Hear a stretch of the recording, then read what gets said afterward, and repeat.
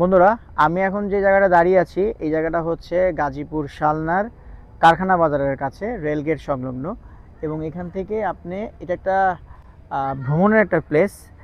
তো এটা আমি যে জায়গায় ব্রিজ উপরে দাঁড়িয়ে আছি তার পেছনে হচ্ছে রেল ব্রিজ। তো বন্ধুরা, এই যে আমরা দেখতে পারতেছি এখানে হচ্ছে বিভিন্ন দর্শনার্থীরা তারা বোর্ডে করে এই তুরাগ নদীটা ঘুরে। এটা তুরাগ নদী, খুবই সুন্দর লাগতেছে। একে তো বর্ষাকাল, অনেক সুন্দর, এদিকে পানি চলে যাচ্ছে।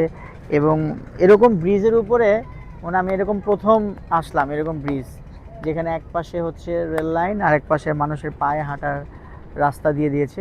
অস্থির একটা জায়গা। এবং এখান থেকে যদি আপনি ভিউটা দেখেন মানে অসাধারণ। তো আমরা ওইখানে একটা ব্রিজ আছে, আমরা ওই ব্রিজটা পর্যন্ত যাবো। কারখানা বাজারের এই ব্রিজটা, রেল ব্রিজটা এবং রেল লাইনটার একটা সুন্দর একটা আকর্ষণ বিষয়টা হচ্ছে দুই দিকে হচ্ছে তুরাগ নদী আর মাঝখানে হচ্ছে রেল লাইন।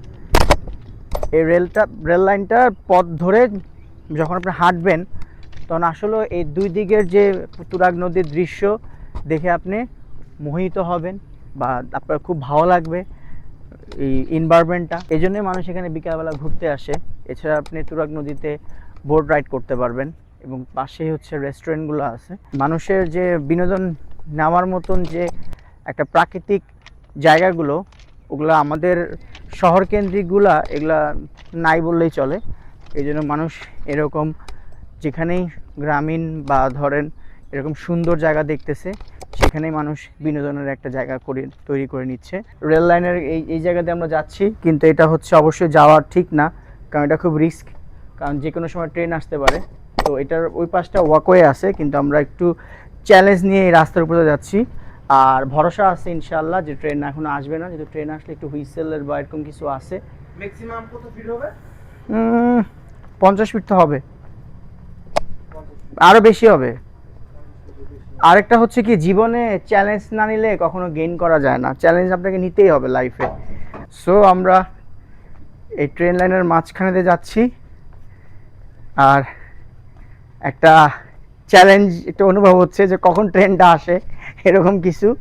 কিন্তু এই একটা কিন্তু পড়ে গেছে অলরেডি, দেখ মাঝখানের স্লিপার পড়ে গেছে। কি বলে গেছে? মানে ছুঁইটা গেছে, ছুঁইটা পড়ে গেছে। ছুটে পড়ে গেছে? হ্যাঁ, আরে বন্ধু তার এখানে একটু সাবধানে আসতে হবে, তবে না যাওয়াটাই মানে ভালো। তারপর আমরা যাচ্ছি। হ্যাঁ হ্যাঁ বন্ধু, এই যে এই রিক্সের যে জায়গাটা যে পার হইল তার অনুভূতিটা বল। মানে আমি মাঝখানে যখন আসছিলাম তখন আমার কাছে মনে হয়েছে কি যে যদি বাই চান্স ট্রেন চলে আসে তাহলে আমি এদিকেও যেতে পারবো না ওদিকে যেতে পারবো না। তখন একটু মনে ভয় লাগতেছিল। আর আল্লাহর নাম নিতেছিলাম, আল্লাহ আল্লাহ আল্লাহ আল্লাহ, এরকম কিছু না হোক। নিচের এরকম কিছু ইয়া হয় নাই, সাঁতার যায় না কোনো ব্যাপার না, মানে হাই ফ্লো তেমন কিছু নাই। তবে আমি মানে এটা তো বেশি বেশি উঁচা না। না, এখানে কিন্তু হাঁটার সময় কিন্তু যে কোনো ভাবে কিন্তু পা আটকে যেতে পারে রেল লাইনে। হ্যাঁ, আর অনেক অনেক জায়গায় স্লিপারগুলো একটু নিচে হয়ে গেছে, তার মানে ওখানে যদি পা স্লিপ করেন আপনি গেছেন। তবে ভয় লাগছে, তবে এগুলো উচিত না। যেহেতু ট্রেন লাইনে ওয়াকওয়েটা আছে, আপনারা ওয়াকওয়েতে আসবেন। আমার মধ্যে এরকম কেউ চ্যালেঞ্জ নিয়ে আইসেন না, ট্রেনে পরে আল্লাহ ভালো হয়ে যাবেন।